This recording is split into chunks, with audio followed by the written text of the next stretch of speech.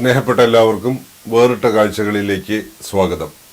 ജന്തുവിജ്ഞാനീയത്തിലും അധ്യാപന സമ്പ്രദായത്തിലും ബിരുദങ്ങൾ, മലയാള ഭാഷയിലും സാഹിത്യത്തിലും masters degree, structural component of Kathakali എന്ന ഗവേഷണ പ്രബന്ധത്തിന് ഡോക്ടറേറ്റ്, നടൻ, നർത്തകൻ, സംഗീതജ്ഞൻ, ചിത്രകാരൻ, ശില്പി, അധ്യാപകൻ, അട്ടകഥാകാരൻ, അങ്ങനെ സകല അർത്ഥത്തിലും സർവകലാ വല്ലഭൻ എന്ന് തന്നെ പറയാം ഇന്നത്തെ നമ്മുടെ അതിഥിയെ പറ്റി. വേറിട്ട കാഴ്ചകളുടെ ഈ അധ്യായത്തിൽ നാം പരിചയപ്പെടുത്തുന്ന ഡോക്ടർ സദനം ഹരികുമാർ തെന്നിന്ത്യൻ ശാസ്ത്രീയ ദൃശ്യശ്രാവ്യ കലകളുടെ ആസ്വാദകർക്കൊട്ടും അപരിചിതനല്ല.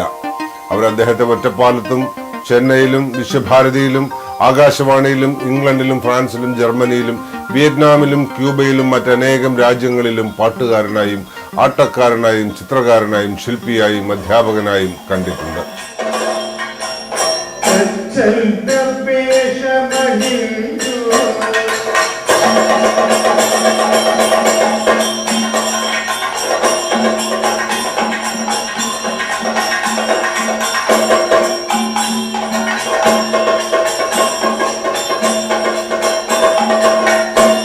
ഞാൻ 9 വയസ്സ് 8 വയസ്സിൽ കഥകളി പഠിച്ചു തുടങ്ങി. 3ാം ക്ലാസ്സിൽ പഠിക്കുമ്പോൾ അന്ന് കീഴ്പ്പടം കുമാരൻ നായർ ആശാനാണ് ഇവിടെ പത്മശ്രീ കിട്ടിയ. അദ്ദേഹം മരിച്ചുപോയി. അദ്ദേഹമാണ് ഇവിടെ പ്രധാന ആശാൻ. സദനം ബാലകൃഷ്ണേട്ടനും സദനം രാമൻകുട്ടിയേട്ടനും ഒക്കെ സീനിയറായിട്ട് പഠിച്ചുകൊണ്ടിരിക്കുന്ന കാലമാണ്. അന്നാണ് ഞാൻ തുടങ്ങിയത്. അപ്പോൾ അമ്മ അതിന് വളരെ എതിരായിരുന്നു. ഒരു കണ്ടീഷൻ വെച്ചിരുന്നു, ഡിഗ്രി എന്തായാലും എടുത്തേ പറ്റൂ, ഏതെങ്കിലും വിഷയത്തിൽ, ഏത് വിഷയത്തിലായാലും കുഴപ്പമില്ല. BSc ഇരിങ്ങാലക്കുട ക്രൈസ്റ്റ് കോളേജിൽ നിന്ന് എടുത്തു. പിന്നെ മലയാളത്തിൽ MA ആണ് ഞാൻ പ്രൈവറ്റായിട്ട് ചെയ്തത്. എനിക്ക് സെൻട്രൽ ഗവൺമെൻറ് സ്കോളർഷിപ്പ് കിട്ടി. ഡിഗ്രി കഴിഞ്ഞപ്പോഴാണ് ഞാൻ മനസ്സിലാക്കുന്നത് സയൻസ് അല്ല എൻ്റെ സബ്ജക്റ്റ്, കഥകളി തന്നെയാണ്.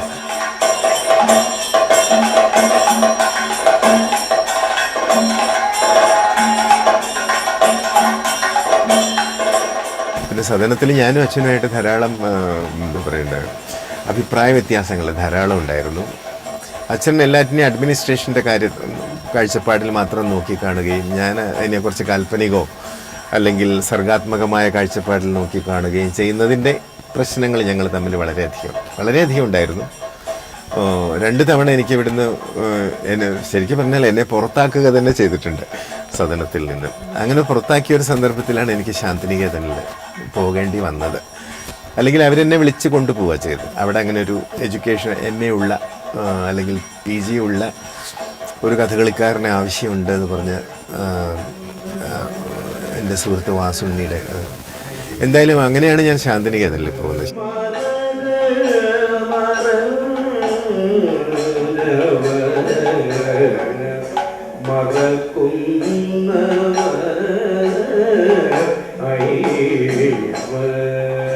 സ്വാതന്ത്ര്യ സമര സേനാനിയും പാലക്കാട് ഗാന്ധി സേവാ സദനത്തിന്റെ സ്ഥാപകനുമായ K. കുമാരന്റെയും കലാമണ്ഡലം സ്ഥാപിക്കാൻ വള്ളത്തോളിന് സഹായിച്ച കക്കാട് കാരണോപ്പാടിന്റെ പേരക്കുട്ടിയായ സരോജിനി അമ്മയുടെയും മകൻ ഡോക്ടർ സദനം ഹരികുമാറിന്റെ ആദ്യ പ്രണയം സ്വാഭാവികമായും കഥകളിയോടായിരുന്നു. 9ാം വയസ്സിൽ 3ാം ക്ലാസ്സിൽ പഠിക്കുമ്പോൾ പഠനം ആരംഭിച്ചു. 10ാം തരം പാസ്സായതോടൊപ്പം കഥകളിയിൽ ഡിപ്ലോമയും നേടി. സദനം ബാലകൃഷ്ണനും പത്മശ്രീ കീഴ്പ്പടം കുമാരൻ നായരുമായിരുന്നു ആദ്യകാല ഗുരുക്കന്മാർ. പ്രൊഫസർ CS കൃഷ്ണയ്യരുടെ ശിക്ഷണത്തിൽ കർണാടക സംഗീതവും കലാമണ്ഡലം ലീലാമ്മയിൽ നിന്ന് ഭരതനാട്യവും മോഹിനിയാട്ടവും ഗ്രഹിച്ച ഹരികുമാർ ശാന്തിനികേതനത്തിലെ വിശ്വഭാരതിയിൽ അധ്യാപകനായിരുന്നപ്പോൾ ചിത്രശില്പകലകളും ഗുരുസഹായമില്ലാതെ അഭ്യസിക്കുകയുണ്ടായി.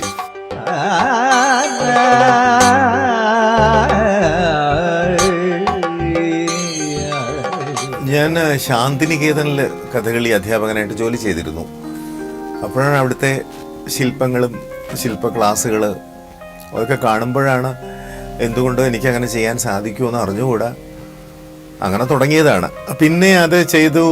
എൻ്റെ സുഹൃത്തുക്കളെ ഒരു മുഹമ്മദ് അവിടെ വർക്ക് ചെയ്യുന്ന സ്റ്റുഡൻ്റാണ്, അതുപോലെ സന്തോഷ്, അവരൊക്കെ എന്നെ പ്രോത്സാഹിപ്പിച്ചു. ഹരിയുടെ ചെയ്തു നോക്കുക, അപ്പം കുറച്ച് കളിമണ്ണൊക്കെ സംഘടിപ്പിച്ച് തരാം. അങ്ങനെ ആദ്യത്തെ വർക്ക് ഞാൻ എങ്ങനെയൊക്കെ ഒന്നും പഠിച്ചിട്ടല്ല, ജസ്റ്റ് ചെയ്തു. പിന്നെ അവിടുത്തെ 1-2 അധ്യാപകരെയൊക്കെ കാണിപ്പിച്ചപ്പോൾ അവർ വളരെ ഇതൊരു ആദ്യത്തെ ഒരു വർക്കായിട്ടൊന്നും തോന്നില്ല. ഒരാളുടെ കുറേയധികം ചെയ്ത ഒരാളുടെ വർക്ക് പോലെ തോന്നുന്നുണ്ട്. അപ്പോൾ അവിടെ KG സുബ്രഹ്മണ്യം മണിതയൊക്കെ ഉണ്ട്, അന്ന് എമരിറ്റസ് പ്രൊഫസറായിട്ട്. അദ്ദേഹം എൻ്റെ അച്ഛനും ജയിൽ മേറ്റ്സാണ്. സ്വാതന്ത്ര്യ സമരത്തിൽ ഒരുമിച്ച് ജയിലിലുണ്ടായിരുന്നു. അപ്പോൾ അദ്ദേഹമൊക്കെ വളരെ ശാന്തിനികേതൻ ശൈലിയിൽ നിന്നൊക്കെ വളരെ വ്യത്യസ്തമാണ്. ഒരു സ്വന്തമായൊരു ശൈലിയൊക്കെ ഉണ്ട് ഹരികുമാറിന്. എന്നെ വളരെയധികം പ്രോത്സാഹിപ്പിച്ചു. പിന്നെയാണ് ഞാനത് കണ്ടിന്യൂ ചെയ്യാൻ തുടങ്ങിയത്. പിന്നെ ശാന്തിനികേതനിൽ നിന്ന് ഞാൻ 94 അവിടുന്ന് പോന്നു. സെറിബ്രൽ മലേറിയൊക്കെ വന്ന് 2 മിനിറ്റ് പൾസൊക്കെ മരിച്ചു. 2 മിനിറ്റ് നേരം പൾസെല്ലാം നിന്നു. പിന്നെ രണ്ടാമത് ഇടിച്ച് ജീവൻ വന്നതാണ്. പിന്നെ അങ്ങോട്ട് നാട്ടിൽ വന്നപ്പോൾ ഇവിടെ ഒരു ചെറിയൊരു ജോലി, ഇവിടെ സദനത്തിൽ തന്നെ TTAയിൽ ഒരു അധ്യാപകനായി. പിന്നെ ഞാനത് കണ്ടിന്യൂ ചെയ്തു.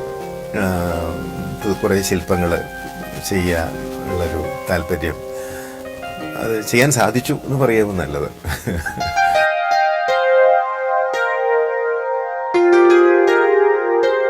ചിത്രങ്ങൾ ഞാൻ വളരെ കുട്ടിക്കാലത്ത് ചെയ്തിരുന്നു, വാട്ടർ കളറൊക്കെ ചെയ്തിരുന്നു. പക്ഷേ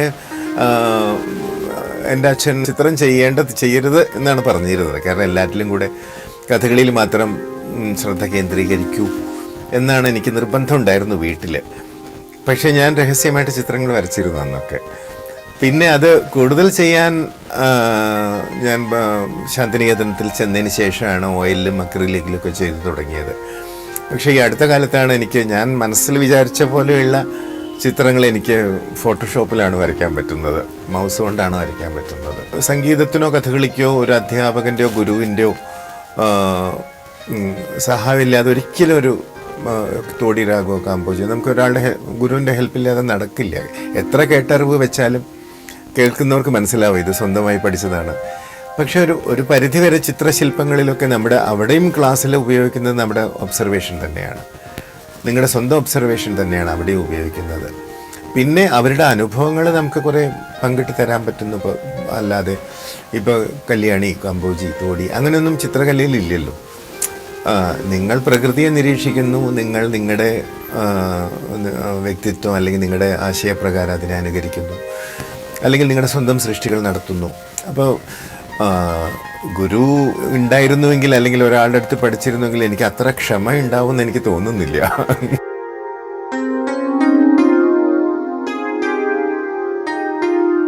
പാലക്കാട് ജില്ലയിലെ ഒറ്റപ്പാലത്തിനടുത്ത് പേരൂരിലുള്ള സദനം കഥകളി ആൻഡ് ക്ലാസിക് ആർട്സ് അക്കാദമിയുടെ പ്രിൻസിപ്പലായ ഹരികുമാറിന്റെ ആട്ടക്കഥകൾ ഡോക്ടർ ലീലാവതിയുടെ ഭാഷയിൽ പറഞ്ഞാൽ ഭാവ സംഘർഷപൂരിതമായ നാടകീയ മുഹൂർത്തങ്ങളുടെ സംഭരണികളാണ്. ഉർവശി ശാപം എന്ന പഴയ കഥയിലെ നായികയ്ക്ക് മാതൃഭാവം നൽകി ശാപമോചനമായി പുനരാവിഷ്കരിച്ചും ഷേക്സ്പിയറുടെ ജൂലിയറ്റ് സീസറിനെ ചാരുദത്തമായി മാറ്റിച്ചമച്ചും കഥാപാത്രങ്ങൾക്ക് അനുയോജ്യമായ ആഹാര്യങ്ങൾ സ്വയം സങ്കല്പിച്ച് നിർമ്മിച്ചും പുതിയ രീതിയിൽ ദേശകാലാതിശായിയായ മനുഷ്യ മനസ്സിന്റെ പിൻബലത്തോടെ ഭാവസത്തകൾ കൽപ്പിച്ചും മാറ്റമില്ലാതെ ശിലാരൂപം പൂണ്ടുനിന്ന പഴയ സമ്പ്രദായങ്ങൾ ആവശ്യം പോലെ മാറ്റി എഴുതിയും കഥകളി എന്ന കലാരൂപത്തിന് നവചൈതന്യവും വികാസവും നൽകാൻ ഈ ബഹുമുഖ ശില്പിക്ക് അനായാസം സാധിക്കുന്നുണ്ട്.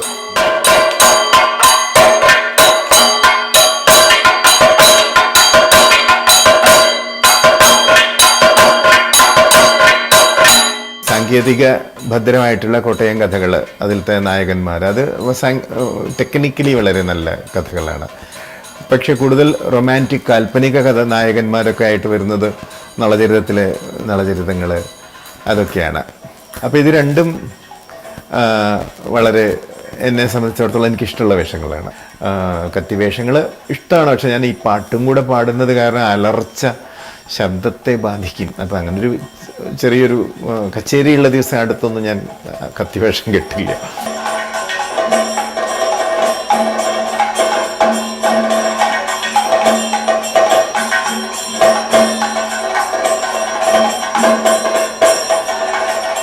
ഏതൊരു പ്രസ്ഥാനം, ഏതൊരു കലയും എന്തായാലും ചലനാത്മകത എന്ന് പറയുന്നത് അതിൻ്റെ വളർച്ചയുടെ ലക്ഷണമാണ്. അപ്പോൾ അതൊരു പരീക്ഷണം എന്നുള്ള നിലയ്ക്ക് എനിക്കതിനെ കാണില്ല. തുടർച്ച എന്നുള്ള നിലയ്ക്ക് ഞാനതിനെ വീക്ഷിക്കുന്നുള്ളൂ. ഞാനൊന്നും വല്ലാതെ പരീക്ഷണം നടത്തിയെന്നൊന്നും എനിക്ക് അങ്ങനെ ഒരു തോന്നലൊന്നുമില്ല. ഇപ്പോൾ ചെറിയൊരു ഉദാഹരണം, ഇപ്പോൾ വാവര് എന്നൊരു കഥ, ഇപ്പോൾ മണ്ഡലക്കാലം മകരവിളക്ക് കാലമാകുമ്പോൾ അയ്യപ്പൻ്റെ കഥ കളിക്കാമോ ചോദിക്കും. അപ്പോൾ നമുക്ക് ഒരു സ്ഥാപനമാകുമ്പോൾ അയ്യപ്പൻ്റെ ഒരു കഥ നമുക്ക് വേണം. അപ്പോൾ നമ്മൾ പുതിയൊരു കഥ ചിട്ടപ്പെടുത്തും. വാവരെ ഏത് വേഷത്തിൽ അവതരിപ്പിക്കും? പച്ചാക്കത്തി, താടി, മിനുക്ക്. അപ്പോൾ ഇതിലൊന്നും വാവരെ ഉൾക്കൊള്ളിക്കാൻ പറ്റില്ല. പിന്നെ സാധാരണ പലരും ചെയ്തു വരുന്നത് സിനിമയിലും അല്ലെങ്കിൽ നാടകത്തിലൊക്കെ ഉള്ള ഒരു ബനിയൻ, ഒരു ലുങ്കി, ഒരു കള്ളിമുണ്ട്, ഒരു തലയെക്കെട്ട്, ഒരു തൊപ്പി ഒക്കെ വെച്ചൊരു അവരെ കഥകളി മറ്റുള്ള ഈ വളരെ സാങ്കേതിക അല്ലെങ്കിൽ ശൈലീകരിച്ച വേഷത്തിൻ്റെ ഇടയിലേക്ക് ഈ ഒരു വേഷം വരുമ്പോൾ പരസ്പര ബന്ധമില്ലാതെ പോകും. അപ്പോൾ നമുക്കൊരു വെല്ലുവിളിയാണ്. വാവരെ അവതരിപ്പിക്കണം, അവർക്ക് പറ്റിയ ആഹാരം കഥകളിയിൽ തൽക്കാലം ഇല്ല. അപ്പോൾ നമ്മൾ അന്വേഷിച്ച് കണ്ടെത്തി അവസാനം എത്തുന്നത് വാവർക്ക് വേണ്ടി പുതിയൊരു മുഖത്തെഴുത്തിലാണ്.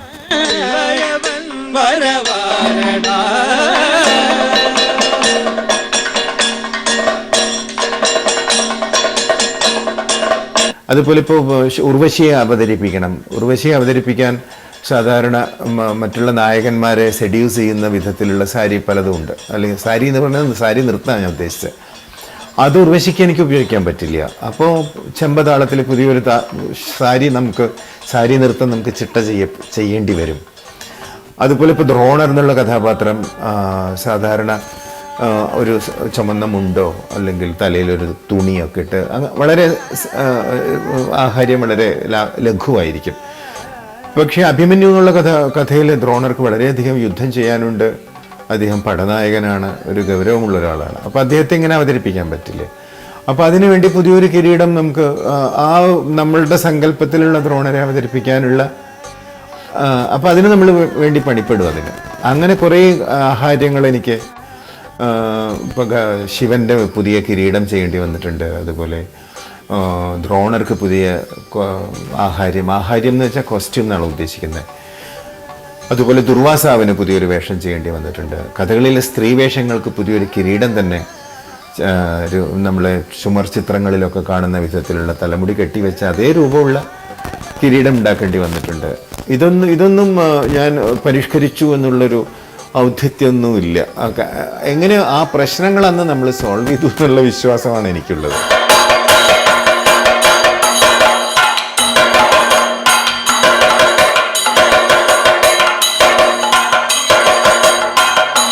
ജൂലിയസ് സീസർ 2-3 കാര്യങ്ങളുണ്ട് അത് ചെയ്യാൻ. അതായത് കിങ് ലിയർ പറഞ്ഞിട്ടൊരു ആട്ടക്കഥ, എൻ്റെ ശിഷ്യത്തെയും കൂടിയാണ് അവർ. എന്നെക്കാളും പ്രായമുണ്ട് സദനത്തിൽ, ഒരു ആനറ്റ് പഠിച്ചിരുന്നു. അപ്പോൾ അവർ കിങ് ലിയർ ചെയ്ത സമയത്ത് അതിൽ പാടാൻ എന്നെ വിളിച്ചിരുന്നു. അപ്പോൾ ഇംഗ്ലണ്ടിലെ ലണ്ടനിലെ ഗ്ലോബിൽ അത് അവതരിപ്പിക്കാൻ എനിക്കും സന്ദർഭം ഉണ്ടായിരുന്നു. അപ്പോൾ അത് പാടിക്കഴിഞ്ഞപ്പോൾ ധാരാളം ഒരു ആട്ടക്കഥാകൃത്ത് എന്നുള്ള നിലയ്ക്ക് അതിൽ ധാരാളം പ്രശ്നങ്ങൾ എനിക്ക് തോന്നിയിരുന്നു. പക്ഷേ എനിക്കൊന്നും ചെയ്യാൻ പറ്റില്ല, ഞാൻ പാട്ടുകാരൻ മാത്രമാണ്. തിരിച്ചു വന്നപ്പോഴാണ് എനിക്ക് തോന്നിയത് ജൂലിയസ് സീസർ അല്ലെങ്കിൽ ഷേക്സ്പിയറുടെ വേറൊരു കഥ എന്തുകൊണ്ട് കഥകളിയാക്കിക്കൂടാ. അങ്ങനെ ഞാൻ നോക്കിയപ്പോൾ പ്രണയമില്ലാത്തൊരു കഥ വേണമെന്ന് എനിക്ക് തോന്നിയിരുന്നു. ഒരു സോഷ്യൽ സ്വഭാവമുള്ള, പൊളിറ്റിക്കൽ സ്വഭാവമുള്ള. കാരണം കഥകളിയിലധികം ഈ ശൃംഗാരം അതിനുള്ള. അപ്പോൾ ജൂലിയസ് സീസർ എന്നുള്ള കഥയെ മുഴുവൻ ഇന്ത്യനൈസ് ചെയ്തു ഞാൻ. ജൂലിയസ് സീസർ എന്നുള്ള കഥാപാത്രത്തിൻ്റെ പേര് ചാരുദത്തൻ എന്നാക്കി. ആന്റണി കീർത്തിഭദ്രനാവുന്നു, ബ്രൂട്ടസ് ജയസേനനാവുന്നു, കാഷ്യസ് ദണ്ഡിയാവുന്നു, രുദ്രകനാവുന്നു, പിണ്ടാരകനാവുന്നു. അങ്ങനെ ഒക്കെ ഇന്ത്യനൈസ് ചെയ്ത പേരുകൾ വെച്ചിട്ട് നമുക്ക് ഇന്ത്യൻ രാഗങ്ങളിൽ പാടാൻ എളുപ്പമാണ്. കല്യാണി രാഗത്തിൽ ബ്രൂട്ടസേന്നും ആന്റണീന്നും വിളിക്കുന്ന സമയത്ത് നമുക്കതൊരു കല്ലുകടിയായിട്ട് തന്നെ സ്വാഭാവികമായിട്ടും തോന്നും. അപ്പോൾ ഇന്ത്യൻ രാഗങ്ങളിലെ അല്ലെങ്കിൽ കേരളീയ രാഗങ്ങളിലെ കേരളീയ പേരുകൾ വെച്ചിട്ട് അതൊരു പുതിയ കഥയായി മാറുകയാണ്. കുറേ വിമർശനങ്ങളുണ്ട്, പക്ഷെ കുറേ അപ്രിസിയേഷൻ ഉണ്ട്. ഇപ്പോൾ ഏത് തരത്തിലുള്ള ഒരു ആസ്വാദകരുടെ മുൻപിലും അവതരിപ്പിക്കുമ്പോഴും ഇത് വളരെയധികം സ്വീകരിക്കുകയും വളരെയധികം അഭിനന്ദിക്കുകയും ചെയ്ത സന്ദർഭങ്ങളുണ്ട്. ഇപ്പോൾ തത്തമംഗലത്തൊക്കെ കാക്കുറിശി അമ്പലത്തിൽ തുടർച്ചയായി 7 വർഷം തുടർച്ചയായി പുതിയ കഥകൾ മാത്രം മതി എന്നാവശ്യപ്പെട്ടിട്ടുള്ള ഒരു റെക്കോർഡ് കൂടിയുണ്ട് എനിക്ക്. കാരണം അവിടെ കർണപർവ്വം 2ാം ഭാഗം ആദ്യം അവതരിപ്പിക്കപ്പെടുന്നു. ഷഡാനൻ നാനിക്കത്ത് എന്നിട്ട് ചിത്രകാരൻ ക്ഷണിച്ച് അത് ചെയ്തു. അങ്ങനെ കളി കഴിഞ്ഞപ്പോൾ പണിക്കാരനെ പോലെയുള്ള ഒരു കൂലിക്കാരൻ ലുങ്കി ബനിയൻ, അന്ന് ദ്വാരങ്ങളുള്ള ഒരു ബനിയനുണ്ട്. എനിക്ക് 2 രൂപ തന്ന് നമസ്കരിക്കുകയാണ്. എനിക്ക് കഥകളിയൊക്കെ മനസ്സിലായി, വളരെ സന്തോഷമായി. അത് വലിയൊരു അനുഭവമാണത്.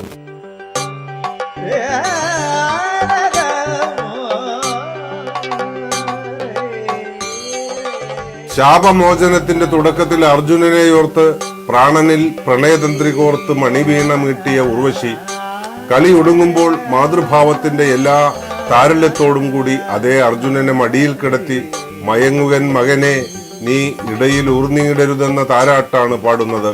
ഹരികുമാറിന്റെ മണികണ്ഠ ചരിതത്തിലും പുലിപ്പാൽ അന്വേഷിച്ചു വന്ന അയ്യപ്പന്റെ മുന്നിൽ പെൺപുലി അമ്മയായി മാറുന്നു. നിന്നെ കണ്ട് ചുരത്തും മുലകൾ കറന്നിടാൻ നീ നിന്റെ മന്ത്രിയോടോതുക. നാൽക്കാലികൾക്ക് ഇരുകാലികളെക്കാൾ ഉൾക്കനിവുണ്ടെന്ന് അവരറിയട്ടെ എന്നാണ് വ്യാഖ്രി അപേക്ഷിക്കുന്നത്. പുരാണ കഥകൾക്കുണ്ടായ ഈ പരിണാമങ്ങൾ സ്റ്റേജിൽ അവതരിപ്പിച്ചു കണ്ട പണ്ഡിതർ അന്തം വിട്ടുവെങ്കിലും അക്കാലം വരെ കഥയറിയാതെ ആട്ടം കണ്ടിരുന്ന സാധാരണക്കാർ അറിഞ്ഞഭിനന്ദിച്ച നിരവധി അനുഭവങ്ങളുമുണ്ട് ഈ ആട്ടക്കഥാകാരന് ഓർത്തെടുക്കാൻ.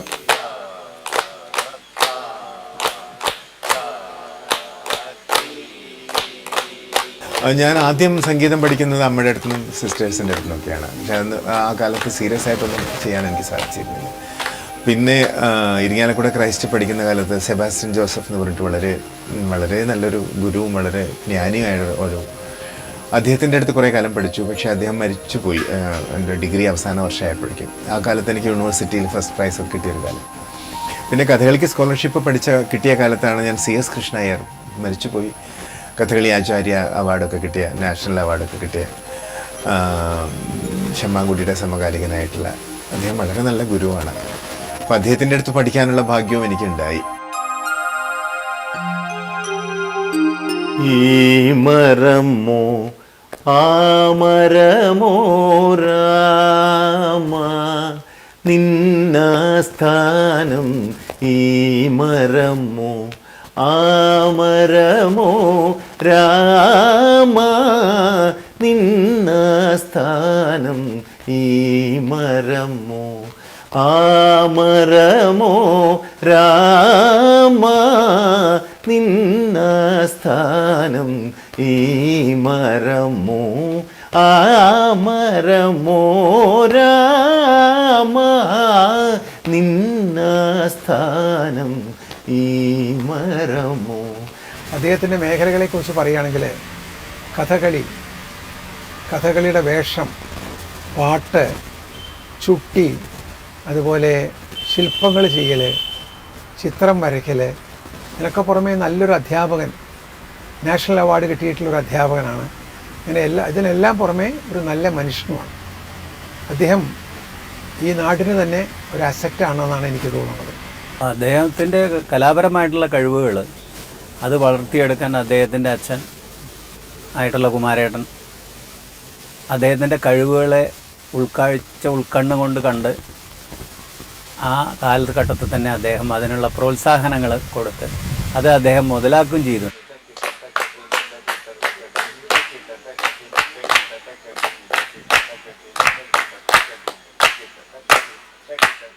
കാലത്തിനനുസരിച്ച കോലം കെട്ടിയാടാനുള്ളതാണോ കഥകളി പോലെ നൂറ്റാണ്ടുകൾ പഴക്കമുള്ള ശാസ്ത്രീയ കലകൾ എന്ന് ചോദ്യമുന്നയിക്കുന്നവരുണ്ട്. അതിന് ഈ അധ്യാപകൻ നൽകുന്ന മറുപടി ചലനാത്മകതയാണ് ഏത് കലയുടെയും വളർച്ചയുടെ ലക്ഷണമെന്നാണ്. കാലോചിതമായതും കാണികളുടെ കണ്ണിനും മനസ്സിനും തൃപ്തി നൽകുന്നതുമായ ഏതു നവീകരണവും പഴമയെ നിലനിർത്തുക എന്ന കടും പിടുത്തത്തിൽ ഹോമിക്കേണ്ടതില്ലെന്ന് അദ്ദേഹം കരുതുന്നു.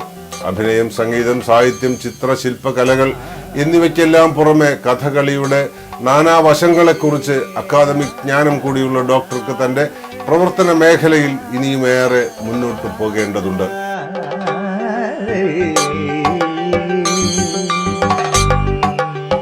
കല എന്ന് പറയുന്നത് വളരെ ദൈവികമായ ഗൗരവമേറിയ ഒരു സങ്കല്പമാണ്. അതിൽ അഭിരമിക്കാൻ സാധിക്കുന്നത് തന്നെ ഒരു മോക്ഷപ്രാപ്തിയാണ് എന്നെനിക്ക് തോന്നുന്നു. അത് സാഹിത്യമായാലും സംഗീതമായാലും കഥകളിയായാലും ചിത്രമായാലും ഇത്തരം ഓരോ വർക്കുകൾ ചെയ്യുമ്പോഴും ഞാൻ മാറ്റപ്പെടുന്നുണ്ട്. ഒരു ശില്പം ചെയ്തു കഴിഞ്ഞാൽ ശില്പം ചെയ്യുന്നതിന് മുൻപുള്ള ഹരികുമാർ അല്ല ശില്പം ചെയ്തതിന് ശേഷമുള്ള ഹരികുമാർ. അപ്പോൾ ആ സന്തോഷം എന്നെ മാറ്റുന്നുണ്ട്. ഒരു പുതിയ ആട്ടക്കഥ എഴുതിയുണ്ടാക്കിയാൽ അല്ലെങ്കിൽ അവതരിപ്പിച്ച് കഴിഞ്ഞാലുള്ള അതിന് മുമ്പുള്ള ഹരികുമാറും അതിന് ശേഷമുള്ള ഹരികുമാറും വ്യത്യസ്തനാണ്. അപ്പം അങ്ങനെ വളരെയധികം വർക്കുകളിൽ കൂടെ എനിക്ക് എന്നെ ചെയ്യാൻ സാധിച്ചിട്ടുണ്ട്.